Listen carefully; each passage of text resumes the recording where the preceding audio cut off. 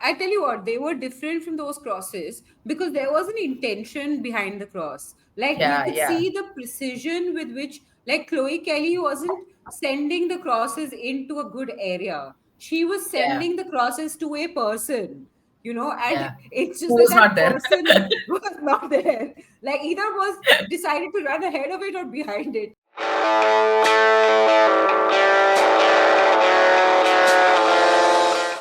Hello, everyone. Welcome back to another episode of All About the W. My name is Kai. So we are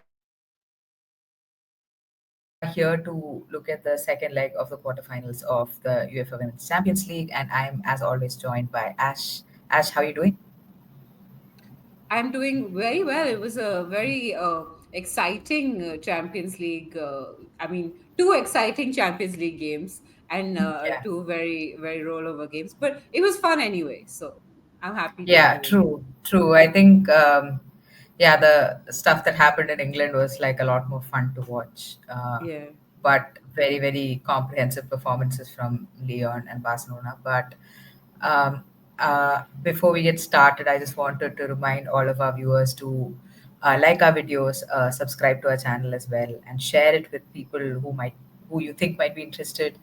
And make sure you leave some comments because we really like hearing from you and interacting with you. But Ash, let's dive right in, shall we? Yeah, absolutely. So the first game was Chelsea versus Man City, which ended 3-0, and on an aggregate across both legs, it was 3-2. Baltimore scored in the 14th minute, Bjorn scored in the 38th minute, and Ramirez scored in the 43rd minute. I like to call this game Chelsea versus the woodwork, or, alternatively called that game where Bjorn uses her head. Yeah. Um, how did you feel about this game? It was, a little, I think, angsty for like Chelsea fans. Yeah, you know what? It's funny when you said Bjorn uses her head because, when she did score, in my head I thought, oh, she was not leaving Stamford Bridge without scoring. Yeah. Like seeing how determined it was. But going into the game, I was really stressed. Like I couldn't watch this game without some liquid courage, which I did arrange for myself. Got some beer, sat down at 1:30 a.m. I was sitting with my beer and watching the game. And going into the game, I was really worried that it was going to be one of those um, games where we just start asleep because of late Chelsea's performances have not been great, and I think the whole of the Chelsea fan base, like everywhere I saw, everybody was saying the same thing, that we really hope that they pick up where they left off in that second half of the league game that happened on Sunday at the Etihad. So and I mean, fortunately, that's exactly what they did. I was really worried they would come out a bit asleep, but yeah, really the opposite happened. This is the most impressive Chelsea performance I've seen this season. Yeah, I mean, I was so impressed. I didn't expect them to score three goals and then keep a clean sheet against City. But, I feel like it was all in the way that the two teams set up. Like, how did you feel about that? Because, like, I thought, like the way City set up was a little strange. Maybe that's down to the new manager. Yeah. So, in terms of setup, like when the team sheet came out, for me, like the biggest surprise was Vika captain, and I tweeted saying, "Captain question mark? Are we not taking this seriously?" Right Yeah. after taking this, and Famous then after last the game, words. and then listen. If those are my last words, I am so happy. I will die a happy person. No, but I then quote tweeted my own tweet and said, I would like to extend my apologies to Vika Captain because Yeah. what a performance. But yeah, I think that was the only surprise from like a Chelsea perspective. I mean, I'll go a little deeper into maybe like slight tweaks in setup that Sonia made to kind of neutralize some threats that City have. But I think a journalist asked Sonia in the press conference as to why she decided to start captain, and Sonia was just like, "Did you not see her performance on Sunday?" because that second half performance from Vika was like so good, and she brought just the right amount of energy that we needed in that midfield. And it was, Sonia also said, you never know until the match starts whether what you're doing is right or wrong. And I feel like this was a bit of a gamble from her end that really, really paid off. I was a little with City, I was a little surprised by the setup because I had thought of a lineup in my head. Like, for example, I did not expect Captain to play the 10 for Chelsea. Like, my first option would have been Cat Macario, then would have been Hamano, and then probably Lauren James, and then uh, like Vika. Like I did not have her. I did not even think of captain as an option because you had that team play last Sunday, and that was a rotated squad. So the assumption was that Cat Macario and Hamano were being rested. But anyway, but coming to City, you know, I found this quote from Sonia very interesting in the press conference, where she finally, like I feel like people have been asking her about playing the same team 4 times, and I feel like she's played her cards very close to her chest. Um, she's not really said anything about it except it's tough and she's done it before, etc. But finally, after this game was done, she came out and said, you know what, it's a real like chess match, because you're thinking um, you're thinking, oh, if I set up this way, will that person predict it? So do I have to surprise them, etc., etc.? It's like proper psychological game, and you're thinking about psychology, you're thinking about reverse psychology, everything, right? And I feel like that is kind of what Nick Cushing did with his setup, because I was fully so in my head, the front three for City would have been Fowler on the left, Miedema central, and Carolyn on the right, because that's kind of what won them that first leg when Miedema came out to play centrally. And Cushing, even in the press conference after that first leg, said that he sees Miedema as a nine.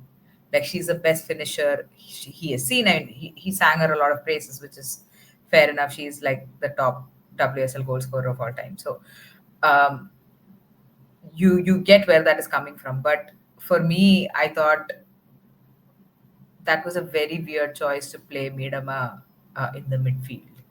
I think later on he came out and said that I think he said basically they wanted more control in the midfield and therefore he had Miedema. But I don't know. I for me, like, you have such a good finisher, you don't put that person in the midfield. You put Jess Park. Jess Park is a decent player. I know she's not like in great form, but she's still a decent player who has like a good long range effort in her. We saw that, in that goal that she scored after the whistle blew at the Etihad. So I thought that was a very weird choice, and I felt like that stemmed from that whole chess match mentality. Oh, will Sonia predict this? Will Cushing predict this, sort of a thing? But yeah, that Honestly, with the Miedema thing, like I thought that she was just, playing her in the sometimes with players like Miedema, they take on too much on their shoulders. And so, like she was doing goal line clearances while defending, and she was then trying to go to the opposite end and scoring. She missed by a whisker. But like, yeah, the thing is that she was just trying to do all of it herself. And yeah, I think that sometimes she reminds me of Katrina Gori in the sense that she just takes on too much, yeah, and thinks like the world is on her shoulders because like she's one of the best players in the team. But like that's why you don't want to play a player like that in the midfield. You just want to leave them yeah. stress free and have them finish. Like just you do you. Yeah, I know. I agree. I feel like in the first half, like I think I don't know if it was between the first and the second goal. I think there was a bit of like, I don't know, there was like a 20-minute period between the two goals, and I remember seeing Miedema like really frustrated during that period, like Yeah. because she obviously had to track back and she had to defend, and obviously like as a forward you don't want to do too much of that, right? And I feel like she was the one who was trying to bring that energy into the team. And look, I will put my hands up and admit that uh, like Manchester City played really well. uh, maybe not over the 4 games, but they gave Chelsea like a run for their money because like their squad is so thin. You have uh, players like La Alexandri, Yue Hasagawa, who I'm sure both of them are playing with some kind of a niggle, who've just been running around so much. And honestly, props to them. And you know, like I mean, I feel like it was almost inevitable that Chelsea would win because the squad is just too deep. And obviously, when it comes to the Champions League, there's a real mentality. There is a real desire to win because it's that elusive trophy for us, right? So I'm not really surprised with the outcome.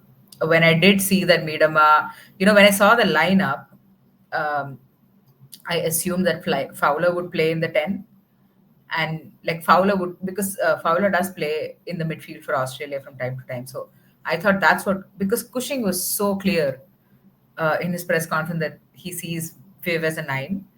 Even though Viv likes playing as a 10, by the way, like that's a preferred position, right? But yeah, I mean, for me,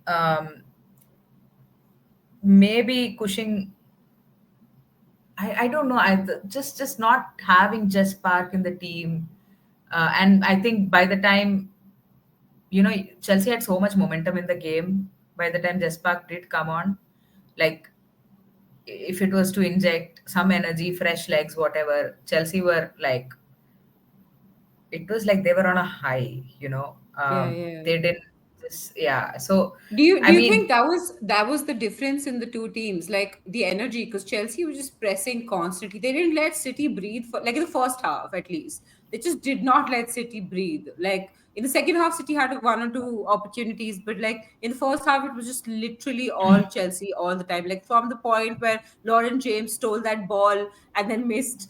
Like she didn't miss. She crossed it in, and somebody, like, everybody missed. But yeah, you know what I mean, right? Like from that yeah, point onwards, it was Chelsea, Chelsea, Chelsea all of the time. yeah. No, it was so it's a couple of things, right? One is just the energy with which Chelsea came out, and I'm surprised that City did not. I mean, they knew, obviously, like just like how Real Madrid would have known, Man City Yeah, also would have known that like these teams are gonna come out like firing. Um, I understand why City were not able to break up play enough. I think it's because Chelsea were just that good. We were physical, we were winning. I think like we won some 70% of our duels or something. It's crazy. Um, and when a team is playing at that level, and Sonia mentioned this, where she said when it comes to some of these games, 80% of it is just mental. It is psychological more than about tactics or anything else. But I will say I was very worried about Carolyn going into this game, obviously. Who wouldn't after seeing those performances? And I really liked like the changes that Sonia made. And again, like somebody asked Sonia about what she did to kind of neutralize Carolyn, and she said how unlike the first, like Baltimore was sitting like deeper and not going forward as much. Still scored a goal, but she wasn't going forward as much.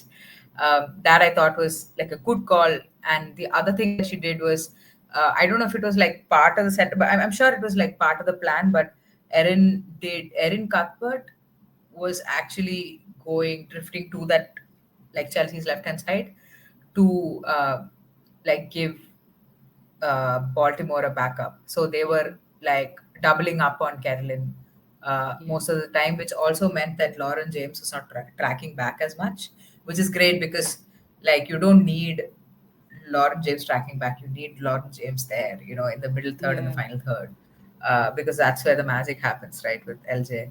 So I thought that was really a good tactic that they kind of figured out because like that midfield was like Walsh and Erin Cuthbert in the double pivot, and Walsh is not like that energetic.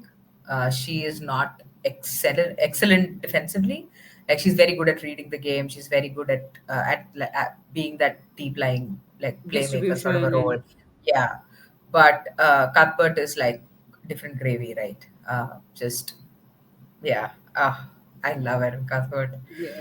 Yeah, I mean, Cuthbert had such a great game. And, like Baltimore as well. I was surprised by how good Baltimore was in this game. Like, I don't want to hear anything with Neem Charles or whatever. Like, I know she's like, I love Neem Charles, but like, seriously, I think Baltimore has now cemented her place. Yeah, yeah. I think it's going to be like I think the fact that Sandy is a left-footed player makes a massive difference because Neve Charles is, although she's like two-footed, she can put in a good cross with her left leg. She's pretty comfortable on her left leg, but left foot, but her preferred foot is right foot at the end of the day. And having that like left-footed left back is obviously always advantageous. And yeah, generally hold up everything. I think Baltimore is a very good player. My only concern about playing Baltimore at left back is what we saw. Like she is a goal threat, right? I feel like with that kind of an like ability in front of goal, like I feel like, I mean, did you see how clean that strike was? Yeah. It's glorious, and like I mean, I saw that goal and I immediately texted. Um, uh, I guess I was in the Chelsea group chat, but basically texted that like Neve Charles is never finishing that. Yeah. She's not a goal threat. So like Yeah. I I was like understand why. top bins. It was like a Yeah, top bins. It was a great, great goal. It wasn't yeah, even like she tapped it in or anything. no. So that's the thing with Sandy. And my favorite stat from the night is that the player with the least amount of touches in the game was Carolyn with 20. Oh, love it. Love it. So that just I think shows goes to show how effective that tactic was, and also just generally the press in general, how energetic we were in the midfield, all of it, because Carolyn like could not get the ball at all. And there was this one time, I think after we had scored our second goal or something, there was this one pass where Carolyn wanted it ahead of her, but it went behind her. And she was Yeah. so furious. And she was obviously frustrated because she was not getting on the ball enough. Yeah. Um, but yeah, I mean, generally, I think just it was a monstrous performance. That's what I'll say. Yeah. Like like never took our foot off the gas. Like in the 90th minute, we were driving forward and like JRK was making this crazy run, and in the Yeah. 92nd minute or something, somebody, I think Erin or someone had again carried the Yeah. ball She hit the into the post or box. something. I Yeah. think she Oh hit yeah, the yeah. post. That was a bit earlier. Yeah, she hit the Yeah. crossbar. Yeah, and JRK finally stopped running at like the Yeah. 92nd minute. She was like, you know what? Screw this. I'm not gonna run anymore. And I was like, yes, just stop Yeah. running. It's okay, because To be fair, she when was. JRK was running, I didn't think she would score. Like, Oh yes, same. So like honestly, it was like honestly every time JRK drives into the box and not scores, yeah. if you take a shot, alcohol poisoning. I'm telling you. Yeah. But like first, I mean, in the first half, we created five big chances, missed four of them, and still managed to score three goals. And I don't know, man. Like, it's funny because Sonia in her press conference said, I had told the players we need to score three. We have 90 minutes to score three goals, and Yeah. she was like, but my plan failed because they scored three goals in 42 minutes, and Yeah. at halftime I didn't quite know what to say. Yeah. And that was a level of performance, and yeah, it's incredible. I was actually blown away. I thought this team could do it. My biggest concern was that we would concede, because over the last three games, we've not kept a clean sheet against City. So there was a real, because one goal goes in and it's like the whole momentum shifts, right? Like, so for example, in the 15th minute, it's City that's scoring instead of Chelsea. the tie is probably too far away for Chelsea to, come back to. So Yeah. yeah, I mean, honestly, like I really can't pick out a standout player because like Captain was excellent. She's 19 years old. She's 19 years old. Uh, Probably like, you know, like the most important match she's played. She was very, very impressive. Yeah. Erin was Erin. Uh, Natalie Bjorn, like the kind of game she's had recently. Uh, I'm just like, I feel like we bought Naomi Gurma and Bjorn's like, I'm not going anywhere. I'm staying here. Yeah. I mean, uh, competition is always great, right? It brings out the yeah, best in players sometimes. And, like, honestly speaking, that Chelsea squad, I think, with the where it is right now, this might be like written in the stars. I know, like, Barca and Leon are both in the form of their lives, but yeah. like, honestly, like, it feels like it might be Chelsea's year. Yeah, I'm cautiously optimistic, I would say. I don't know. Champions League, you just never know what happens. But I feel like this squad definitely has the potential, and now finally, I feel like has the mentality Yeah, because, like, Millie Bright was asked, okay, you're going up against Barca next, you've done this before. How do you feel? And she was like, well, we have a new manager, it's a new era, like, bring it yeah, on, sort of a thing. And yeah, just I was just so, I knew we could do it, I knew it was possible, but just to watch it happen, it was a wonderful night. And like Erin said, Erin Cuthbert also said, like, we needed to play a perfect game, and it was a perfect night. So and the atmosphere seemed excellent at Stamford Bridge, and yeah. hopefully can build on that for the semifinals. Oh, okay. I will stop now. I feel like I've spoken too much. If you can't tell, I've been consuming all Chelsea content out there in the last uh, over the last 24 hours. I watched every interview, every press conference, everything related to that Oh, match. s- But yeah, let's move on to Arsenal versus Real Madrid. Uh, uh, Arsenal finished 3-0 on the night, and an aggregate of 3-2 against Real Madrid. Russo scoring in the 46th minute, Mariona scoring in the 49th minute, and Russo scoring again in the 59th minute. Ash, it was not really a game of two halves. It was just like, yeah, I feel like Arsenal just found a different level, right? What did you yeah. think of this match? Yeah, like, I think the first half was just frustrating. Okay, it was just I was getting really annoyed with Arsenal. I swear, like, if Rennie Slegers was not like screaming at them in the dressing room or something, I don't know what must have been happening. Like, first half should be called Chloe Kelly crosses the ball and nobody notices. Like, Yeah, like, I understand why Real Madrid set up the way they did, right? They set up to defend their two-goal cushion, and apart from that one foray into the Arsenal box that ended with Caicedo offside when shooting a rebounded ball, like, Real Madrid did nada, like, nothing, zilch. Like, they refused to leave their own half, and Kelly and Ford, like, they kept crossing the ball, and nobody was there to meet it. Ford, like, so basically it was just like long ball to the wings, like diagonal long ball to the wings, and then Kelly or Ford would get it, or sometimes McCabe, and then they would cross it in, and there'd just be nobody there. And partly that yeah. was because, like, Real Madrid had packed their box, and partly Mm, because Russo often went deep, like, with the wingers ahead of her, mhm. which I don't know if that was the game plan, or whether Russo just decided that she was a number 10 today. So I'm not sure what happened there, but, like, there was nobody to beat the crosses. Yeah. Yeah, Russo tends to do that, right? Like she does tend to drop deep. And, you Yeah, know, in the first half, I was a bit concerned. Like I was watching that match and, like, yeah, I mean, not that I ever want like Arsenal to do well or anything, but yeah, yeah. Yeah, I was I was supporting still Real like, Madrid all the way. Yeah, I was honestly like, I just like, I wasn't really supporting Arsenal, but I just knew that they would turn it around.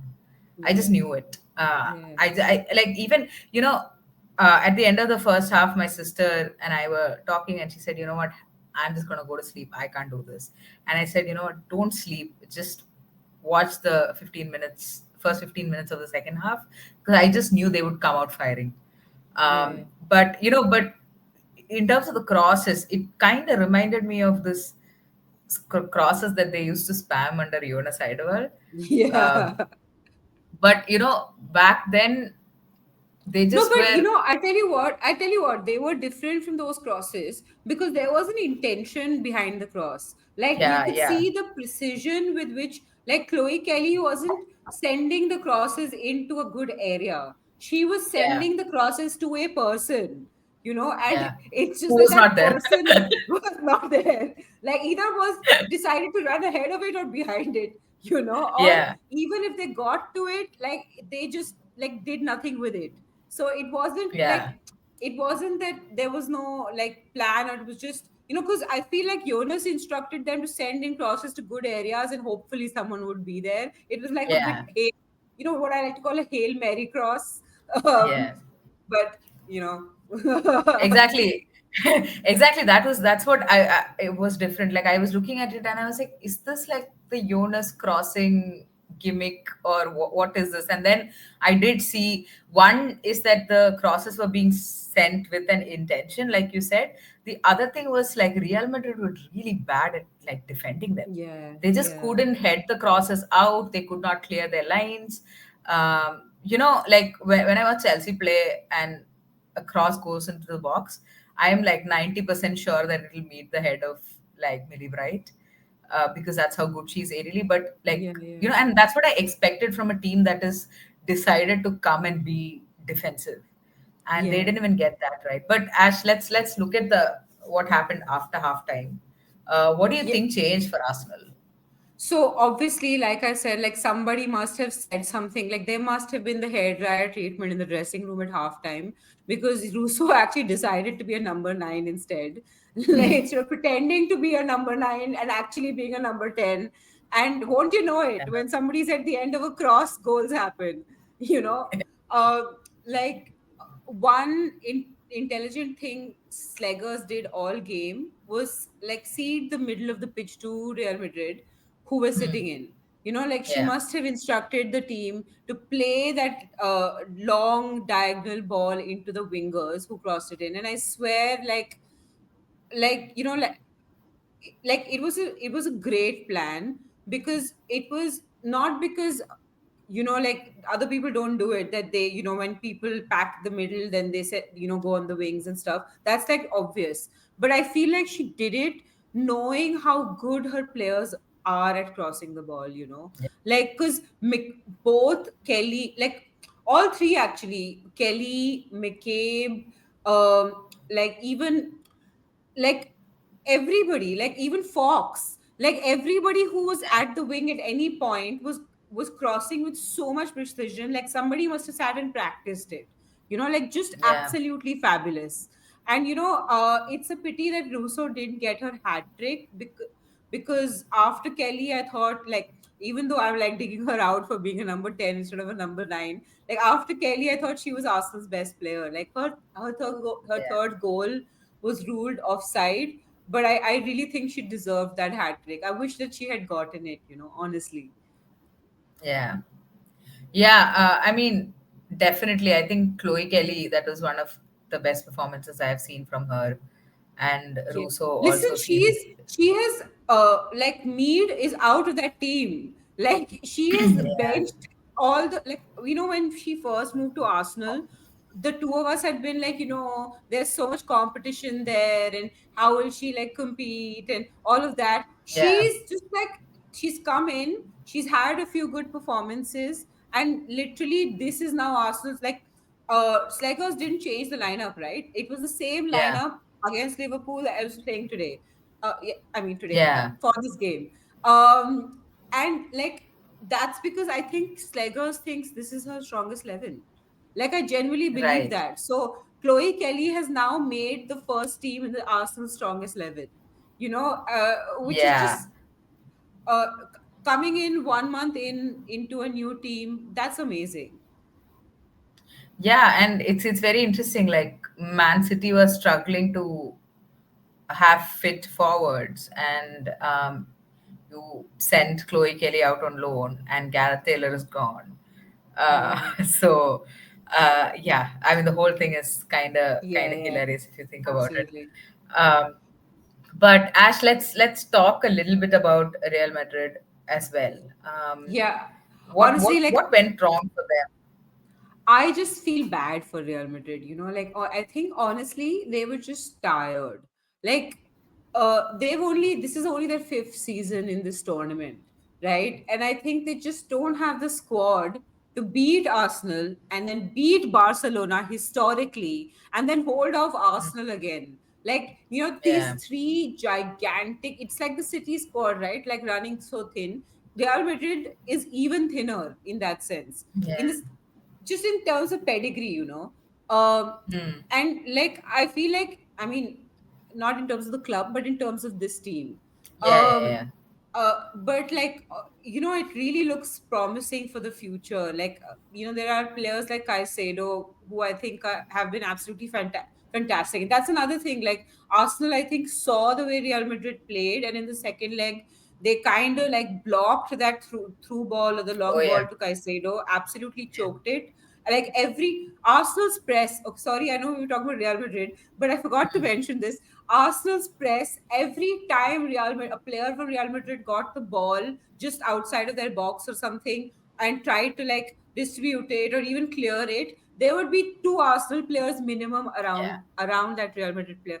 yeah, And it's like that press, I think, choked Real Madrid. I think they just didn't have the quality, and I think they just didn't have the legs anymore. Like, I'm sure that Barcelona game, to beat Barcelona historically, must have yeah. taken so much out of them, like so much. And I think they even took a holiday after that because they were so tired. Like, they didn't even Right, have training.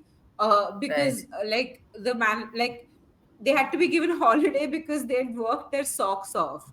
And Yeah, like, when you had a bad pitch, you played Arsenal, you beat Arsenal, then you beat Barcelona, and like all of, like, it just emotionally, it's a lot to go through for like this yeah, crop of like really not inexperienced, but like as a squad inexperienced players. yeah, Individually there are lots of experienced players in that squad, but you know what I mean. uh yeah, so I just feel like, that too. Also, like, I do feel like they need to be like, they must have gained confidence from this week, this dream week that they had. And I'm sure if they build a better squad for next season, like, and if they're a little bit more adventurous, they can yeah, definitely make it into the next round at some point.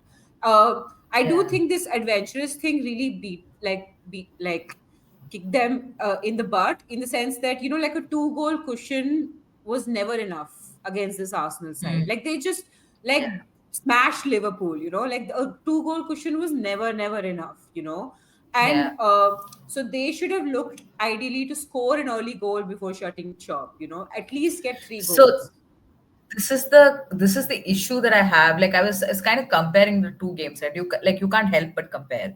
Yeah, Although like Real Madrid and Man City are two very different teams.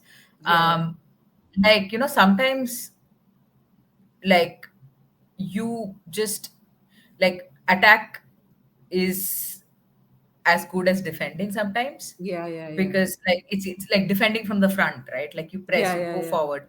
And I think in my head I thought, if Toril comes out with a slightly positive setup, with a slightly positive game plan, then maybe Arsenal won't be able to turn this tie around.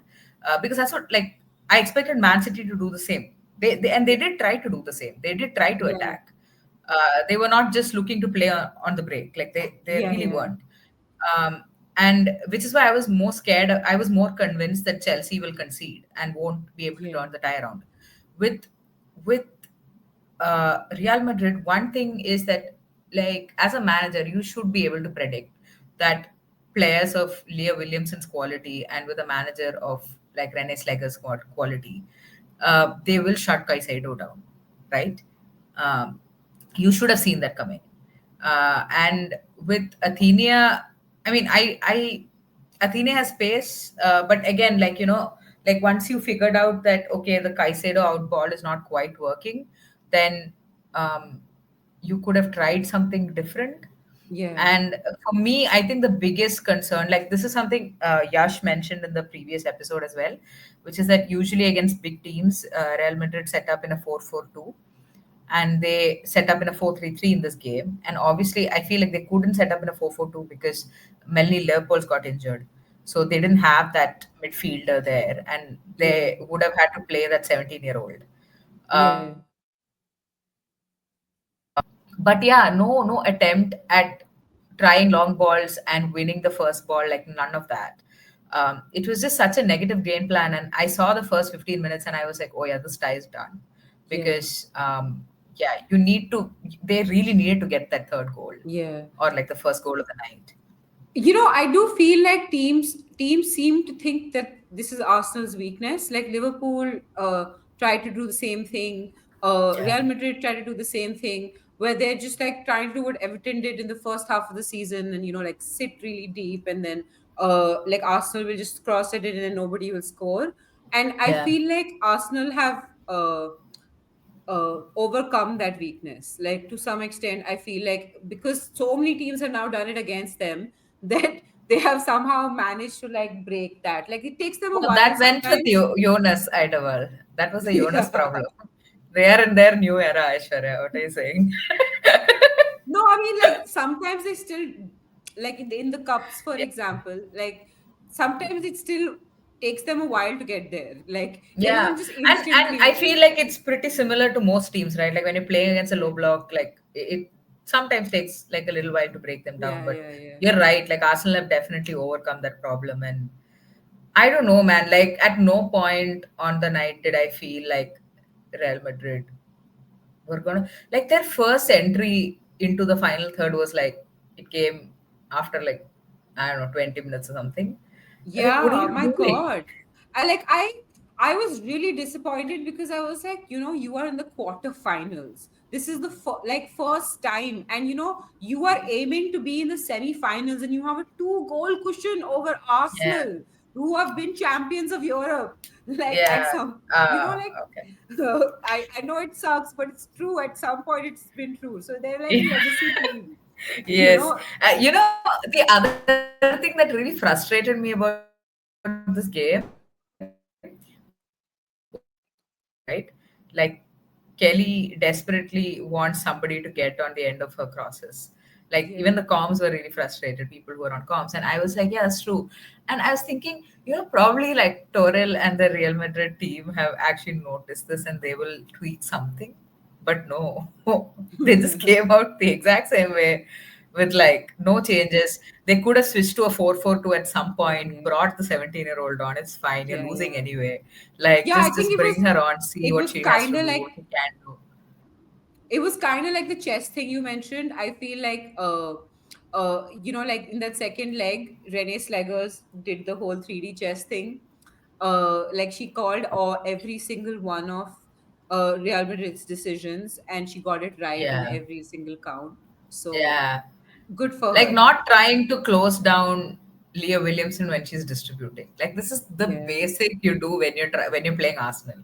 You yeah, try to push it to like make her pass it to Steph Catley who can then play ball yeah, because her distribution is not that great. But yeah, I think overall the Arsenal backline also had I mean, they didn't have a whole lot to do. Van yeah. Domselaar had to make that pretty good save that she One made. save, yeah. Yeah. And she got a 1 minute standing ovation for it because that's Yeah. how traumatized they are by And Fitzgerald. to be fair, it was a great save, but it was coming right at her. It wasn't like she was like jumping and getting it off in a corner or something like that. Yeah. So, yeah, I mean, I feel like this was kind of just gonna happen. I just knew it would. Yeah. Um, but yeah, I think that's about it. Obviously, we're not going to go like a lot deeper into Barcelona versus Wolfsburg or Lyon versus Bayern, but Barcelona beat Wolfsburg 10-2 on aggregate. 6-1 on the night. I'm not going to bother reading all their goal scorers. Yeah. But do check out Pina's goal in the 62nd minute that happened, and Mapi Leon scored a brilliant free kick in the 91st minute. Uh, and Leon Bayern finished 4-1 on the night, 6-1 on aggregate. Again, not going to bother. Clara Bull did score the 33rd minute. And when I did see that goal in, I was like, oh, No, I was like, game on. it was so game off so quickly. I got a FOTMOB notification saying Clara Bull scored a goal. And I was like, oh, let's hate watch. And then Yeah. like halftime happened, and then boom, Demone scores right after halftime. But also deep down, I was really hoping that Bayern wouldn't turn it around, because I'd rather have Arsenal face Lyon in the semi-finals than Yeah. Bayern. No, Uh, like I'll be honest, Bayern did start well. Like they did play, like I think for the first 20 minutes or so, they played really well, you know. And yeah, then Leon had a couple of like counters, but like I just felt like uh once Leon sort of like got control of the game in that second half, it was just game over. Like Bayern did not turn up. It was Leon versus like goal post. It was wherever yeah. you want to score, you know. Wolfsburg were defending woefully. It was just terrible. But anyway, Yeah. Ash, I Anyway, think let's wrap this up. Uh, Another reminder to everybody out there to subscribe to our channel, leave some comments. Yeah, we'll be back on Tuesday with a WSL review. We'll catch you all soon. Bye. bye.